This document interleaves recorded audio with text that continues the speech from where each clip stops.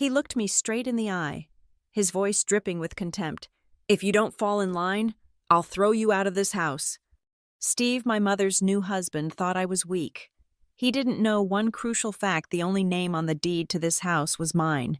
And when someone tries to erase my father's legacy, they'll pay the price. This is a story about betrayal, the law, and an unforgiving war within my own family. Sometimes the greatest battles aren't fought with strangers, but with those who sleep under your own roof. My name is Samantha Caldwell. Sam. To everyone who knows me, and I'm 34 years old, I work as a senior software architect in downtown Willow Creek, Oregon. But my real education came from the sawdust-covered workshop in our backyard, where my father taught me that anything worth having is worth building with your own hands. Richard Caldwell wasn't just my father. He was my hero, my mentor, and my best friend. He owned Caldwell Heritage Restoration, a company that breathed new life into Willow Creek's historic buildings, while other kids spent weekends at the mall. I spent mine learning to identify different wood grains, understanding the language of blueprints, and discovering that every old house had a story waiting to be preserved. "Never let anyone diminish the value of things created with heart," he'd tell me, his calloused hands guiding mine as we restored Victorian moldings or rebuilt craftsman built-ins. Those words became my compass, especially after he was gone. Our house, a 1920s craftsman bungalow on Maple Street, was our greatest project together. We spent 3 years restoring it, weekend by weekend, summer by summer. I remember the day we found original hardwood under layers of linoleum, how we celebrated with root beer floats on the porch we just rebuilt. Every door frame, every shelf, every carefully restored window held our fingerprints and our memories. Dad documented everything meticulously: photos of before and after, receipts for authentic period fixtures, permits for every modification. "Respect the process, Sam," he'd say, filing another folder in his office. "Documentation is protection." I didn't understand what he meant then. I do now. The workshop behind our house was his sanctuary. Hand tools collected over decades hung on pegboard walls he'd installed himself. His grandfather's workbench, worn smooth by 4 generations of Caldwell hands, stood in the center like an altar to craftsmanship.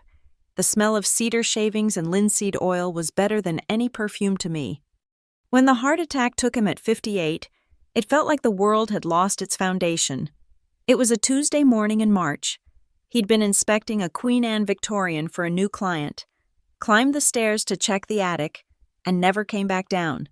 The client found him 20 minutes later, but it was already too late. The funeral was a blur of faces and condolences.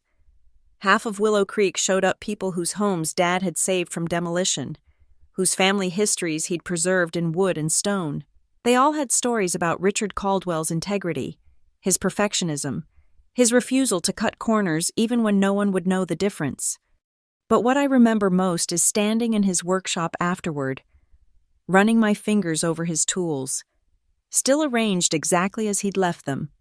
His coffee mug sat on the workbench, half full and cold. A piece of reclaimed oak he'd been planning to turn into a picture frame lay beside it, marked with his pencil lines but never cut. The house felt enormous without him. Every room echoed with his absence. Mom wandered through it like a ghost herself, touching things, but not really seeing them. I moved back in temporarily, telling myself it was to help her. But really, I needed to be surrounded by what we'd built together. 2 weeks after the funeral, Mr. Grayson, Dad's attorney and longtime friend, called me to his office. That's when I learned the full extent of what Dad had left behind. The business would be sold. Dad had arranged for his employees to have the right of first purchase, but the house, our house, he'd left entirely to me. "Your father was very specific," Mr. Grayson explained, sliding the deed across his mahogany desk. "The house goes to you alone, Sam. He wanted to ensure it would be preserved, that all your work together wouldn't be undone." I stared at my name on that deed, Samantha Riley Caldwell, written in official black ink. It felt like responsibility and honor and burden all at once. This wasn't just a house anymore. It was Dad's trust in me made tangible. It was every lesson he'd taught me, crystallized into deed and timber. Mom didn't contest it. She understood. Or at least she did then.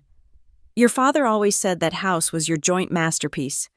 She told me that night, holding my hand across the kitchen table Dad had built from reclaimed barn wood. He wanted it protected. If only I'd known then that the greatest threat to Dad's legacy wouldn't come from developers or time or natural disaster. It would come from someone Mom would invite through our front door. Someone who would look at everything we'd built and see only opportunity. 3 months after Dad's funeral, Mom started attending a grief support group at St. Andrew's Church. I encouraged it. She needed to talk to people who understood that particular hollow ache of loss. She'd come home lighter somehow, clutching pamphlets about healing journeys and finding new purpose. I was grateful to see glimpses of life returning to her eyes. That's where she met Steve Morrison. He lost his wife 2 years ago. Mom told me one evening in July, a soft smile playing at her lips. Cancer. He understands what it's like. At first, I was happy for her. She deserved companionship, someone who could share her burden of grief. Steve seemed decent enough when she brought him to dinner that first time. He was tall, mid-50s, with silver hair, and the kind of firm handshake that suggested reliability. He owned a small logistics company, spoke fondly of his 2 adult children, and knew enough about restoration to complement our house intelligently. Your father's work was legendary in Willow Creek, he said, examining the custom shelving in the living room. This craftsmanship, you don't see this anymore. The right words, too right, looking back. By September, Steve was a regular fixture at our dinners. By October, Mom was spending weekends at his apartment. By November, barely 8 months after Dad's death, she told me they were getting married. I know it seems fast, she said, twisting Dad's wedding ring that she still wore on her right hand. But at our age, why wait? Life is so short. Sam, your father would want me to be happy. Would he? I wondered, but I held my tongue. Mom was 61, old enough to make her own choices, and she did seem happy, lighter than she'd been since Dad died. Steve brought her flowers, took her dancing, made her laugh. Maybe that was enough. The wedding was small, just family and close friends at the courthouse in December. Steve's children attended Liam, 28, perpetually between jobs, and Chloe, 25, an aspiring influencer who spent the entire ceremony taking selfies. They seemed nice enough, if a bit entitled, calling Mom Elaine and treating the reception like an open bar opportunity. Then came the conversation that changed everything. My lease is up next month, Steve announced at Christmas dinner, just 2 weeks after the wedding. Seems silly to renew when we have this big, beautiful house. My fork stopped halfway to my mouth. Mom jumped in quickly. Steve's going to move in with us. Sweetheart, it makes sense why pay rent when we're married. Besides, Steve added, carving the ham with Dad's knife, this place needs a man's touch again. I've noticed some things that need fixing. A man's touch. In the house Dad and I had restored board by board, I forced myself to breathe, to be reasonable. Mom lived here too. She had the right to have her husband with her. Of course, I said, my voice steady. But any modifications need to go through me. The house is a registered historic property now, and I'm the owner of record. Steve's knife paused. Right. Elaine mentioned that arrangement. His tone was casual, but something flickered in his eyes. Bit unusual, but I'm sure we can all coexist peacefully. By January, Steve had moved in completely. The changes started small. His massive leather recliner appeared in the living room, clashing with the restored stickly furniture, his flat-screen TV mounted on the wall where Dad's collection of vintage tools had hung. His exercise equipment took over half the workshop. Just temporary, he assured me when I protested, until I figure out the best arrangement. Then his children started visiting. Every weekend, Liam would sprawl on the couch with his gaming system, leaving rings from beer bottles on the restored wood.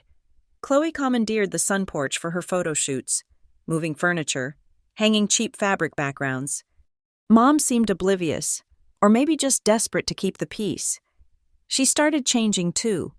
The woman who'd worn her hair in the same practical bob for 30 years suddenly had highlights and extensions. Our comfortable, worn furniture began disappearing, replaced by modern pieces Steve picked out. The garden Dad had tended full of heirloom tomatoes and heritage roses was simplified into low-maintenance landscaping.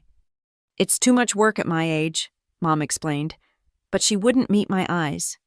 One Saturday in February, I came home to find contractors in the driveway. "What's going on?" I asked Steve, who was directing them toward the back of the house. "Finally fixing that old workshop," he said, "turning it into a proper home gym." "Absolutely not." My voice came out sharper than intended. "That's Dad's workshop. Nothing gets changed without my permission." Steve's friendly mask slipped for just a second. "Your mother agrees it's wasted space." "My mother doesn't own this house. I do."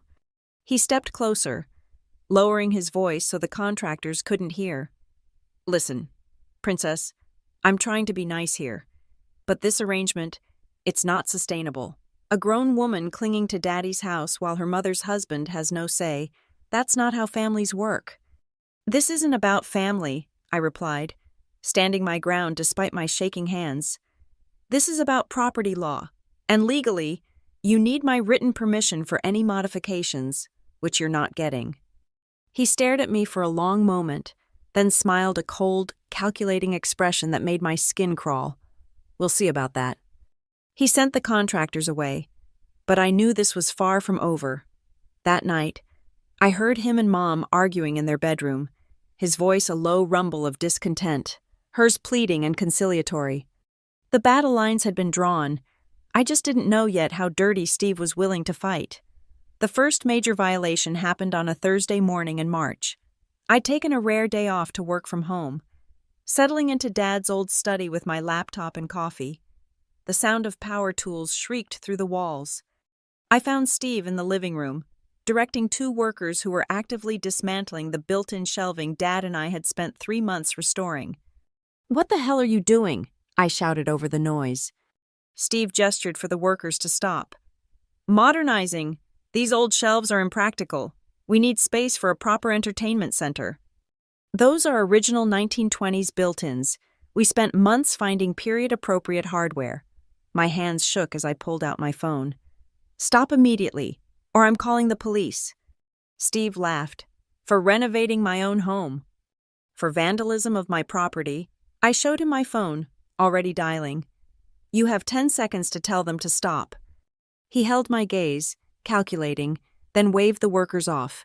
"Fine. Boys, take a break." But the damage was done.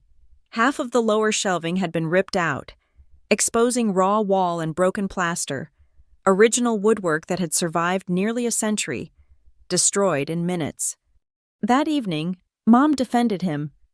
"Sam, honey, you're being unreasonable. Steve lives here too. He should have some say in how the house looks." "He has no say. Mom, zero. This is legally my property, and what he did today was destruction of historical architectural features." "You're being dramatic. They're just shelves." Just shelves. The same shelves she'd watched Dad and me painstakingly restore.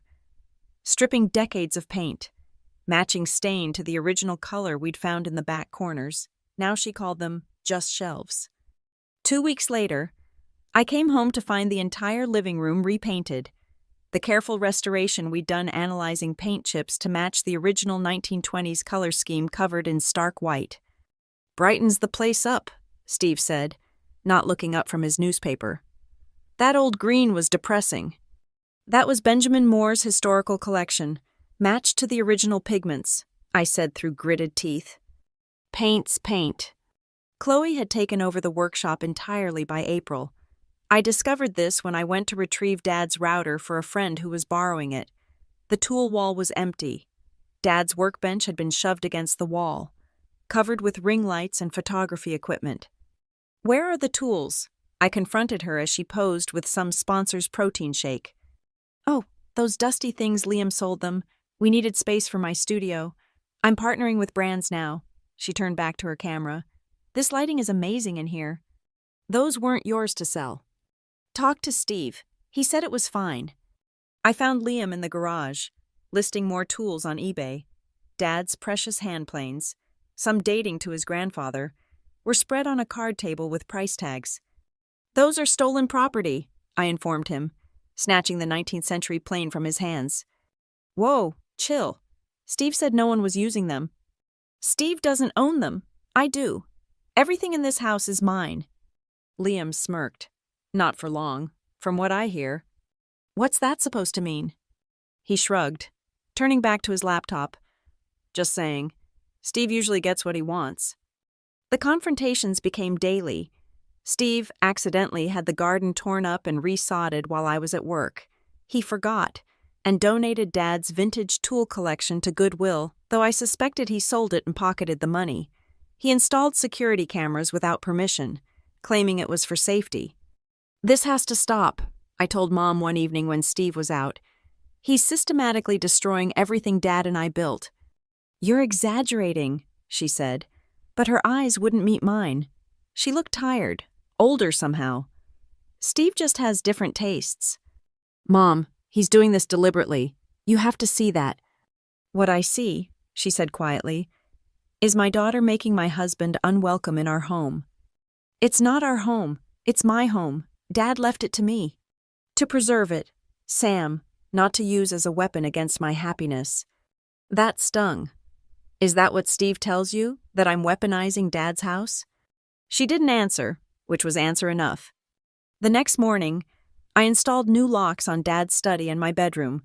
When Steve discovered he couldn't access the study, he stood outside the door, speaking in a low, controlled voice that was somehow more menacing than yelling. "You're playing a dangerous game, little girl. I've been patient, but my patience has limits." "Is that a threat?" "It's reality. Your mother and I have been discussing options. Maybe it's time you found your own place. A woman your age shouldn't be living with her parents anyway." "Parent, singular. You're not my father, Steve, and you can't evict me from my own property." He chuckled, a sound devoid of humor. "We'll see about that. You might own this house on paper, but possession is 9/10 of the law, and right now, who's really in possession? You, hiding in your locked rooms, or the family actually living here?" That night, I called Mr. Grayson. It was time to understand exactly what my legal options were. Steve had shown his hand he wasn't planning to coexist. He wanted me gone, and he was willing to destroy Dad's legacy to make it happen. The war for my father's house had officially begun. The kitchen confrontation happened on a Sunday evening in May. I'd just returned from a friend's baby shower to find Steve waiting at the dining table, documents spread before him like a general planning an invasion. "Sit," he commanded, not requested. "I'll stand." His jaw tightened. "Fine, let's discuss your options. I've had my lawyer draw up a proposal." He slid a document across the table. "You transfer the deed to your mother and me jointly. In exchange, we'll buy out your interest for $50,000. I laughed, actually laughed. This house is worth $800,000 minimum, and it's not for sale. Everything's for sale at the right price. Not my father's legacy." Steve's composure cracked. He stood abruptly, the chair scraping against the restored hardwood. "Your father is dead, Samantha, dead. This shrine you're maintaining, it's pathetic. You're 34 years old, clinging to a ghost while the living are trying to move forward. Moving forward doesn't mean erasing the past. No, but it means accepting reality, and the reality is, I'm not going anywhere. I'm your mother's husband. This is my home now. If you can't accept that, then you need to leave." His voice had dropped to that dangerous quiet tone. "Listen carefully. If you don't cooperate, I'll make your life here unbearable. Every day will be a battle. Every room will be a war zone. Your mother will be forced to choose sides, and we both know who she'll choose. She wouldn't. She already has. Who do you think gave me permission to renovate? Who agreed the workshop was wasted space? Who's been telling the neighbors you're having mental health issues since your father's death?" My blood ran cold. "What? Oh, she hasn't mentioned those conversations about how you've become obsessive, delusional even, thinking your father is speaking to you through the house. how you've been hostile to her new family, potentially violent. That's slander. It's concern, a mother worried about her disturbed daughter. He leaned forward. Amazing how a narrative can shift when the right people tell it. That night, I discovered he'd been sending emails from Mom's account to extended family, expressing worry about my deteriorating mental state and my aggressive behavior toward her new family. He'd been building a case for months. The next assault was financial. I started receiving notices about unpaid utility bills I'd been paying automatically for years. Steve had somehow redirected them, then paid them himself, creating a paper trail that he was maintaining his house while I contributed nothing. He filed complaints with the city about code violations, claiming I was preventing necessary repairs. Inspectors showed up randomly, requiring entrance to areas Steve wanted to renovate. Each visit was documented, making me look obstructive. Mom became his perfect puppet. At a family dinner with my aunts, she tearfully described how difficult I'd become. She won't let Steve make even basic improvements, she said, dabbing her eyes. The house is falling apart, but Sam treats any change like sacrilege. I'm worried about her. Aunt Patricia pulled me aside later. Honey, maybe you should talk to someone. Grief can manifest in strange ways. Mom's lying, or Steve's making her lie. The look she gave me, pity mixed with concern, told me Steve's campaign was working. He grew bolder. I'd find my belongings moved, damaged, missing. My laptop mysteriously developed a virus. My car tires were deflated twice in 1 week, always deniable accidents. Neighborhood kids, Steve would shrug. Or maybe you're forgetting things. Stress can affect memory. Chloe and Liam joined the psychological warfare. They'd host loud parties when I had work presentations the next day. They'd accidentally throw away my mail. Liam started a rumor at my gym that I was unstable, had threatened his father. The isolation was the worst part. Friends grew uncomfortable visiting. The tension in that house, one said. It's toxic. Sam, maybe you should just move out. Even Nora, my best friend since college, suggested compromise. Is a house worth losing your mother, your sanity? It's not just a house, I insisted. It's everything my father and I built together. If I let Steve win, it's like saying Dad's life work meant nothing. The final straw came in early June. I returned from work to find Mom and Steve in my father's study, my locked study with a locksmith and a police officer. We were worried, Mom explained to the officer. Sam locked us out of rooms in our own home. We thought something might be wrong. This is my legal property, I told the officer, showing my documentation. They have no right. Ma'am, they live here too. They were concerned for your welfare. Steve had already contaminated the scene. Dad's papers were reorganized, his personal effects cleaned up, the original blueprints for our restoration missing. That night, Steve made his final threat. He cornered me in the hallway, blocking my path to my room. Last chance, Samantha. Sign the papers, take the money, and leave with dignity, or I'll have you removed. You can't evict me from my own house. He leaned close enough that I could smell his cologne, expensive, overwhelming, nothing like Dad's subtle old spice. Watch me. Your mother will testify you're unstable. The neighbors think you're dangerous. The paper trail shows I maintain this property while you contribute nothing, one way or another, you're gone. If you think I'll just roll over. His hand slammed against the wall beside my head, not touching me, but the violence of it made me flinch. If you don't, I'll destroy everything your precious daddy built, piece by piece, room by room, and it will all be legal, all be justified as necessary repairs to a deteriorating property. Your choice. I stood frozen as he walked away, whistling, actually whistling. That's when I knew playing defense wasn't enough anymore. If I wanted to save my father's legacy, I needed to go on the offensive. Steve had declared war, and he was winning. But he'd made one crucial mistake. He'd assumed I was weak, sentimental, easily broken. He didn't know that Richard Caldwell had raised a fighter. And he certainly didn't know about the clause in Dad's will that Mr. Grayson had just discovered the one that would change everything. Mr. Grayson's office hadn't changed since Dad first brought me here at 16 to teach me about contracts. The same leather-bound law books, the same mahogany desk, the same photo of him and Dad at a Rotary Club fishing trip, but the document he placed before me was new and explosive. "I've been reviewing your father's complete estate planning," he said, adjusting his wire-rimmed glasses. "There's something we overlooked initially, because it only becomes relevant under specific circumstances." I leaned forward. "What circumstances?" "Threat to the property's historical integrity." He highlighted a section of text. "Your father added this codicil 6 months before his death. If anyone residing in the property causes documented damage to its historical features, you have the unilateral right to evict them immediately, regardless of relationship." My heart raced.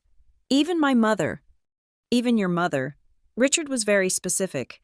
He'd seen too many historical properties destroyed by new spouses after an owner's death. This was his insurance policy. "But I need documented damage." Mr. Grayson smiled. "Which is why we're going to be very thorough. I've already contacted a historical property assessor. We'll document everything Steve has changed, removed, or destroyed, every violation of the city's historical preservation guidelines." Over the next 2 weeks, Nora and I became detectives. She'd been appalled when I finally showed her Steve's threats and Mom's emails about my supposed instability. "That manipulative bastard," she'd said. "We're going to bury him." We started with photos. I had thousands from Dad's restoration, showing every original detail. Nora used her connections at the city planning office to pull permits, or rather, to confirm the absence of permits for Steve's changes. We interviewed contractors Steve had used, finding several willing to testify they'd questioned the legality of his modifications. One electrician, Tom Bradley, was particularly helpful. He wanted me to remove the original knob and tube display your father preserved in the basement. Tom told us, said it was a fire hazard. I explained it was decommissioned, just there for historical purposes. He didn't care. I refused the job. The historical assessor, Dr. Sarah Mitchell, was horrified by what she found. "The original built-ins alone," she said, photographing the destroyed shelving. "Those were irreplaceable, and this paint covering original milk paint with modern latex, that's criminal in a registered historical property." We discovered Steve had sold Dad's tools to a vintage tool dealer in Portland. The dealer, thankfully, had kept records and photos. The collection was worth nearly $30,000 grand theft by any definition. I hired a private investigator who uncovered interesting details about Steve's past. 2 previous marriages, both ending when he tried to claim ownership of property, a pattern of litigation, 3 restraining orders from business partners he'd threatened. "He's a professional predator," the investigator told me. "Targets widows specifically. Your mother fits his profile perfectly." The hardest evidence to gather was the emotional abuse, but I'd started recording our interactions on my phone. Steve's threats, his admission about turning Mom against me, his promise to destroy everything, all captured in crystal-clear audio. Mr. Grayson built our case meticulously. We had documentation of $150,000 in damage to historical features, proof of theft exceeding $30,000, 16 permit violations, audio recordings of threats and intimidation, evidence of mail tampering and fraud, testimony from neighbors about Steve's statements claiming ownership. "This is enough for criminal charges," Mr. Grayson said. "But let's start with civil action, an immediate eviction order and restraining order." We also discovered something unexpected in Steve's financial records. He was deeply in debt. His logistics company was failing. The only reason he wasn't bankrupt was Mom's savings and the presumed value of his house. "He needs this house," Nora realized. "It's not just greed. He's desperate." That made him dangerous, but also vulnerable. I prepared for the counterstrike carefully. First, I secured Dad's remaining possessions in a storage unit. Then I installed security cameras in my locked rooms, legal ones. Unlike Steve's, I compiled all our evidence into multiple copies, stored in different locations. Most importantly, I reached out to Mom's sister, Aunt Caroline, in California. She'd been concerned about Mom's quick remarriage, but had accepted Steve's narrative about my instability. When I showed her the evidence, she was furious. "That bastard is using Elaine. We're getting her out of there." "She won't leave willingly. She's completely under his control." "Then we make it impossible for her to ignore the truth." We planned our approach carefully. The eviction papers would be served publicly at the community center during the Willow Creek Historical Society meeting where Steve had been boasting about his historical property. Mom would be there, along with half the town's influential residents. But first, I had one more piece of evidence to gather. Steve had made a mistake in his last threat to me. He'd mentioned destroying everything piece by piece. That suggested he had a plan, something already in motion. I found it in his email he'd been corresponding with a developer about subdividing the property once he had ownership. The house would be demolished, replaced with 4 modern townhouses. The contracts were already drafted, waiting only for the deed transfer. Dad's house wasn't just under threat, it was already sold in Steve's mind, reduced to dollars and square footage. "We're ready," Mr. Grayson confirmed after reviewing everything. "Once we file, there's no going back. He'll fight dirty." "Let him," I said, thinking of Dad's workshop, now contaminated with ring lights and ambition. "I've got nothing left to lose and everything to fight for. Your mother will either see the truth or lose her daughter forever.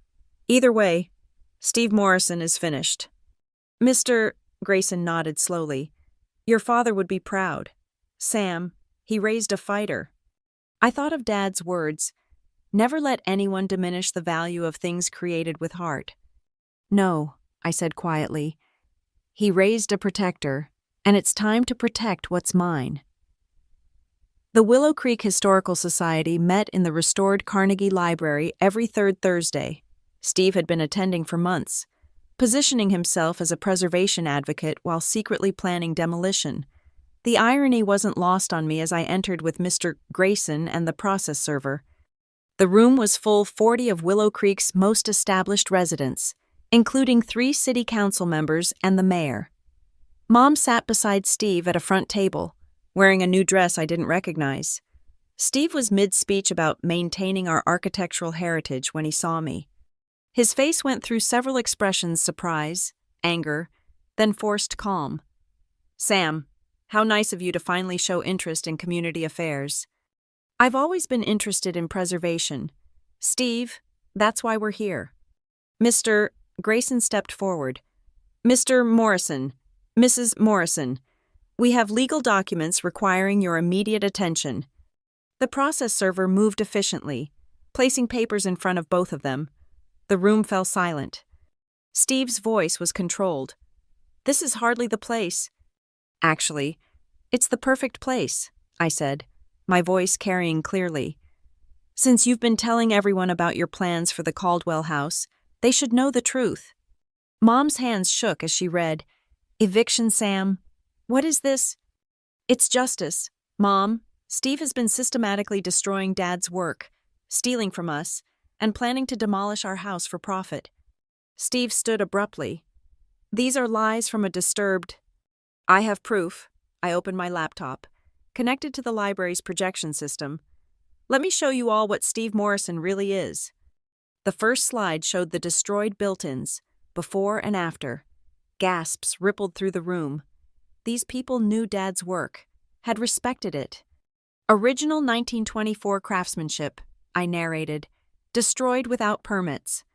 More slides, the painting over historical finishes, the gutted workshop, the documentation of sold tools, then the financial records. $30,000 of my father's tools, sold without permission. Steve needed the money because his company is bankrupt. Steve's face had turned purple. "You can't prove." "I have receipts, from the dealer who bought them, plus this." I played the audio recording of Steve's threats.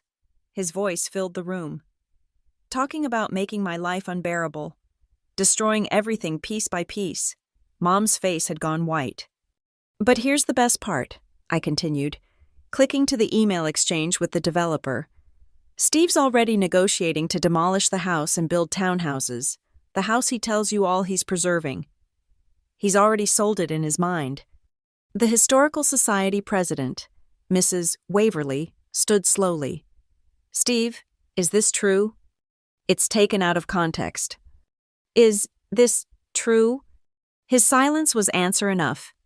Mom suddenly spoke, her voice barely audible. You said we were just exploring options. You said Sam was being unreasonable about minor updates. Elaine, don't listen to her. She's trying to... You sold Richard's tools. Mom's voice grew stronger. The ones he inherited from his grandfather. They were just rusty junk. The slap echoed through the library. Mom stood there, hands still raised, tears streaming. Those tools built our life. They built our daughter's childhood. How dare you? Chloe and Liam, who'd been sitting in the back, tried to slip out quietly. The process server stopped them. Chloe Morrison, Liam Morrison, these are for you as well. Theft charges for the tools, trespassing, and destruction of property. Dad, Chloe shrieked, do something! But Steve was cornered, surrounded by people he'd been deceiving. Mr. Grayson delivered the killing blow. Mr. Morrison, in addition to immediate eviction, you're facing criminal charges for theft, fraud, and destruction of historical property. The district attorney has been very interested in your pattern of targeting widows. Pattern, Mom whispered. I pulled up the investigator's report. 2 previous wives, Mom, both widows, both lost their homes to him through manipulation and legal maneuvering. The restraining orders from former business partners, the lawsuits, it's all here. Mom sank into her chair. Around us, the Historical Society members were reading copies of the evidence I'd distributed. Their murmurs grew angry. Mayor Brennan stood. Steve, I think you should leave, now. This is entrapment harassment. I'll sue every one of you. Try it, Mr. Grayson said calmly. We have your emails to the developer, your own words admitting to planning the demolition, your recorded threats. You're finished here. Steve turned to Mom desperately. Elaine, baby, don't let them do this. We're married. You promised to stand by me. Mom looked at him with eyes I'd never seen before, cold, clear, absolutely done. You used me to steal my daughter's inheritance. You turned me against my own child. You tried to erase my husband's legacy. The only promise I'm making is to testify against you. You can't evict me, I have rights. Actually, I said, pulling out the final document. You don't. This is the codicil to Dad's will. Anyone damaging the historical integrity of the house can be immediately evicted. You've done over $150,000 in damage. You have 30 days to leave, and that's generous. We could demand immediate removal. Steve lunged toward me, but 2 Historical Society members, both retired cops, restrained him. Get him out of here, Mayor Brennan ordered. And Steve, if I see you near the Caldwell house without supervision, you'll be arrested.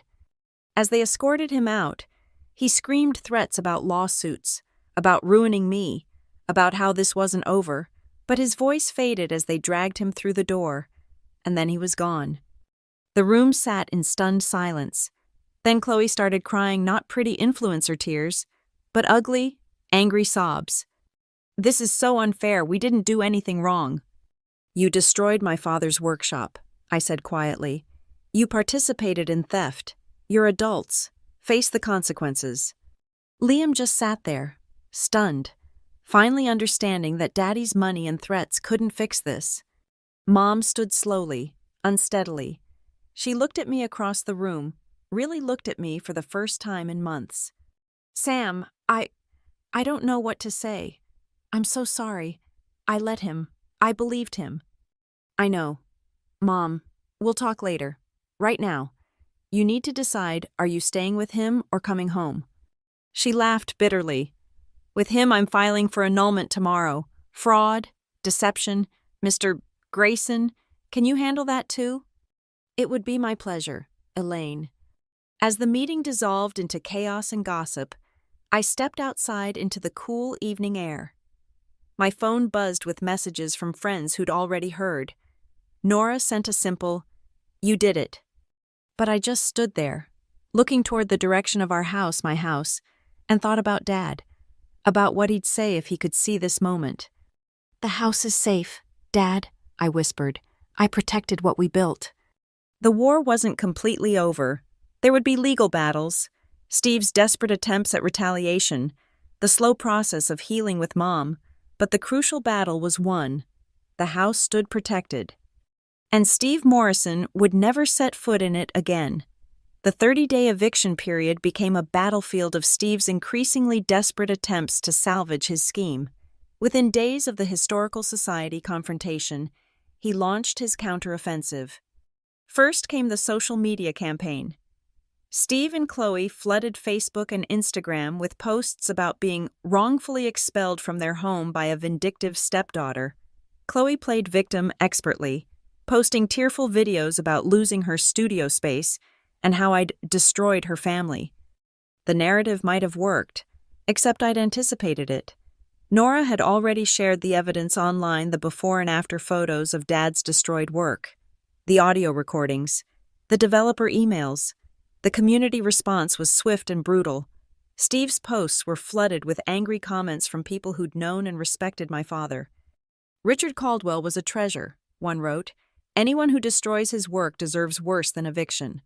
Steve tried rallying his church community, spinning a tale of religious persecution and family betrayal, but Mrs. Waverly attended that church too. She stood up during fellowship hour and calmly presented the facts. Steve was asked not to return. His lawyer sent threatening letters daily, defamation suits, emotional distress claims, demands for financial compensation for improvements made to the property. Mr. Grayson responded to each one with surgical precision, countering with our evidence and the growing criminal case against Steve. The police got involved when Steve violated the no-contact order. He showed up at my office, causing a scene in the lobby. "You've destroyed my life," he shouted as security restrained him. "That house is mine. Your mother promised." The arrest was filmed by several co-workers, another nail in his coffin. But Steve's masterstroke came 2 weeks into the eviction period. He filed a complaint with Adult Protective Services, claiming Mom was being manipulated and controlled by me, that I was exercising undue influence over a vulnerable senior. The investigation was humiliating. A social worker interviewed Mom, me, neighbors, family members. Steve had coached his children well. They testified about my aggressive behavior and Mom's obvious fear of me. It might have worked, except Mom had found her spine. She presented the social worker with her own evidence bank statements showing Steve had been draining her accounts, emails where he'd instructed her to lie about my mental state, and a recorded phone call where he threatened to make her sorry if she didn't comply. "My daughter saved me from a predator," Mom told the investigator. "If anyone's guilty of elder abuse, it's Steve Morrison." The investigation pivoted. Suddenly, Steve was under scrutiny for financial exploitation of a vulnerable adult. His assets were frozen pending investigation. Desperation made him sloppy. He tried breaking into the house at night, probably to plant evidence or retrieve something incriminating, but I'd installed cameras everywhere.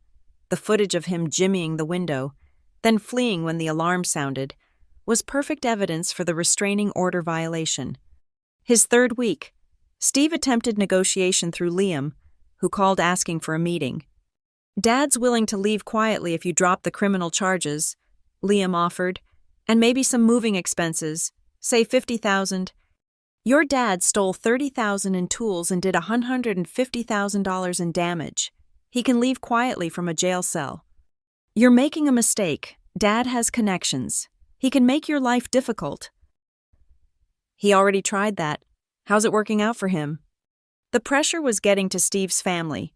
Chloe's influencer career imploded when sponsors learned about the theft charges. She lost brand deals and followers. Her tearful apology video, clearly scripted by lawyers, fooled no one. Liam fared worse. Turns out he'd been using the house address for some questionable business ventures. When investigators looked into Steve, they found Liam's tax fraud. Both father and son faced federal charges. Week 4 brought Steve's final, most vicious attack. He contacted Dad's old clients, spreading lies about shoddy work, implying Dad had cut corners, used inferior materials. He hoped to destroy Dad's reputation posthumously, the one thing he knew would hurt me most. But Dad's work spoke for itself. Client after client came forward, defending Richard Caldwell's integrity. The Hendersons showed reporters their perfectly preserved Victorian, restored by Dad 15 years ago. The City Museum displayed photos of Dad's restoration work on the courthouse. The newspaper ran a feature story. The legacy of Richard Caldwell, master craftsman's work, stands against lies. They interviewed me, Mom, and dozens of clients. Steve's allegations backfired spectacularly, only highlighting what he'd tried to destroy. Mr. Grayson delivered the final blow. He'd found evidence that Steve's logistics company had been used for shipping stolen goods across state lines. The FBI got interested, very interested. "He's looking at federal charges now," Mr. Grayson informed me. "Prison time, not just fines." On day 29, Steve made one last appearance at the house, supervised by police, to collect his belongings. He looked haggard, aged 10 years and a month. His designer clothes were wrinkled, his silver hair unkempt. Mom watched from the porch as he loaded boxes into a rented truck. When he approached her, the officer stepped between them. "Elaine, please. My lawyer will be in touch about the annulment," she said coldly, "and Steve Richard was twice the man you'll ever be." He turned to me, his eyes burning with hatred. "This isn't over." "Yes, it is," I replied. "You lost the moment you underestimated us. You thought grief made us weak. You were wrong." As the truck pulled away, Chloe sobbing in the passenger seat, Liam sullen in the back, I felt no satisfaction, just relief. The house was safe, Dad's legacy preserved. The next day, the newspaper reported Steve Morrison had been arrested on federal charges. His bail was set at $500,000. He didn't have it. Mom and I stood in Dad's workshop, now cleared of Chloe's equipment. The tool walls empty but waiting. "I'll help you find Dad's tools," Mom said quietly. "Track down every piece that was sold. We'll rebuild the collection together." She nodded, touching the workbench Dad's grandfather had built. "He'd be proud of you. Sam, you fought for what mattered." I learned from the best. We started planning the restoration that evening, undoing Steve's damage, returning the house to its former glory. It would take months, maybe years, but we had time now. Steve Morrison had lost everything: his freedom, his family's respect, his carefully constructed facade.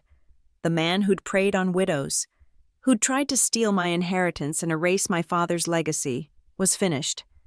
And Richard Caldwell's house stood strong, protected by the daughter he'd raised to never let anyone diminish the value of things created with heart. The morning of day 30 arrived gray and drizzly, fitting weather for an ending. I stood at the living room window, watching Steve's rented truck pull into the driveway one final time. The police escort was there, as required. Mr. Grayson waited on the porch with the final paperwork. Steve emerged from the truck looking defeated, a shell of the confident man who'd swept into our lives just over a year ago. His empire of lies had crumbled completely. The federal investigation had expanded. They'd found evidence of tax evasion going back years. His logistics company was seized, his accounts frozen. Even the apartment he'd kept secretly was gone, sold to pay legal fees. He had exactly 1 hour to remove his remaining belongings. Liam helped in sullen silence, avoiding eye contact with everyone. Chloe hadn't come; she'd already fled to stay with her mother in Arizona, publicly denouncing her father's actions in a last-ditch attempt to salvage her reputation. Mom remained inside, in Dad's study, refusing to watch, but I needed to see this through to the end. Steve made one attempt to enter the workshop, Dad's sacred space, but I blocked the doorway. "Nothing in there is yours."